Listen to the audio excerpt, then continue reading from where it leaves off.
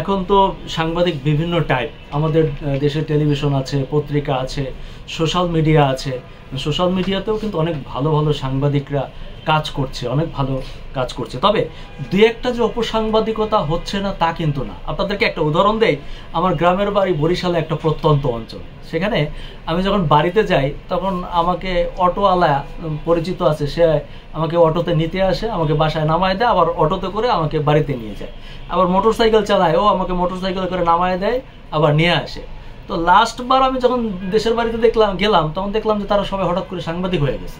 প্রত্যেকের গলায় একটা আইডি কার্ড ঝুলানো, এবং ওই আইডি কার্ড যখন ধান খাতের মধ্যে দিয়ে হাঁটে তখন ও আইডি কার্ড প্রেস ঝুলানো। হ্যাঁ, ও যখন ওই ডোবা নালা দিয়ে সাঁতরা যায় তখন ওটা ঝুলানো। ও অলওয়েজ সাংবাদিক, অথচ ও সাংবাদিক বানানটা লিখতে পারবে কিনা আমার সন্দেহ আছে, বা সংবাদের কোনো ধরন, কোনো কৌশল আদৌ জানে কিনা এটা সন্দেহ আছে। তা আমার মনে হয় কি জানেন, এ ব্যাপারেও আসলে পদক্ষেপ নেওয়া উচিত, বা সরকার হয়তো যে নতুন নীতিমালাটা করছে সেখানেও একটা জিনিস থাকবে যে আসলে কারা সাংবাদিক। কিছুদিন আগে আপনি দেখেছেন যে বাগেরহাটের একটি ঘটনা, যেখানে একজন সাংবাদিক পরিচয় দানকারী এবং সে একটা প্রেস ক্লাবেরও নাকি সাধারণ সম্পাদক, হ্যাঁ, সে একজন ব্যবসায়ীকে ধরে নিয়ে গিয়ে তারপর কোমর পর্যন্ত বালুর মধ্যে ঢুকিয়ে তারপর তার কাছ থেকে 2 কোটি টাকা চাঁদা খাইছে। তো এইটা তো হওয়া উচিত না রে ভাই। এটা এক্ষেত্রে তো অবশ্যই বিকল্প ব্যবস্থা হওয়া উচিত।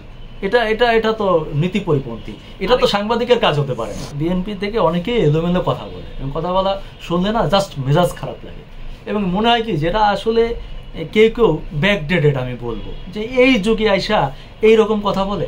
কিন্তু এত কথার ভিড়েও এই যে কথাটা বলছেন এটা আমার কাছে ভালো লাগছে, যে হ্যাঁ, যারা বিএনপিতে আছেন অত্যন্ত ভালো একটি দল হিসাবেই আমরা জানি, এবং তাদের কথাবার্তা এরকমই হওয়া উচিত, যে সাংবাদিক তো কোনো দলের না, সাংবাদিক তো আওয়ামী লীগ, বিএনপি, অমুক দল তমুক দলের না, সাংবাদিক তো সাংবাদিক। এই যে কথাটা বলেছে যে বিএনপির সাংবাদিক হওয়ার দরকার নেই, আপনারা ভালো সাংবাদিক হন, আমি ব্যক্তিগতভাবে অ্যাপ্রিসিয়েট করি। অত্যন্ত সুন্দর কথা, আমার কাছে ভালো লাগছে যে এটাই হওয়া উচিত। আমরা কোথাও নিউজ করতে গেলে দৌড়াইয়া ওই পকেটের মধ্যে টাকা গুঁজে দেওয়ার চেষ্টা করে, ভাই একটু সাইডে আসেন কথা বলি। মানে আবার দেখবেন যে আমার অফিসে অনেকে আমার সাথে দেখা করতে আসে, তাদের বিভিন্ন সমস্যা নিয়ে বলে যে ভাই এই সমস্যা, ওই সমস্যা বলার পরে ভাই আপনার জন্য একটু খরচা আনছিলাম, চা নাস্তার খরচা, এটা একটু রাখেন। হ্যাঁ, কারণ অনেকে ধরেই নেয় যে সাংবাদিক মানে তার কাছে দেখা করতে গেলে, তার কাছে গেলে টাকা লাগবে।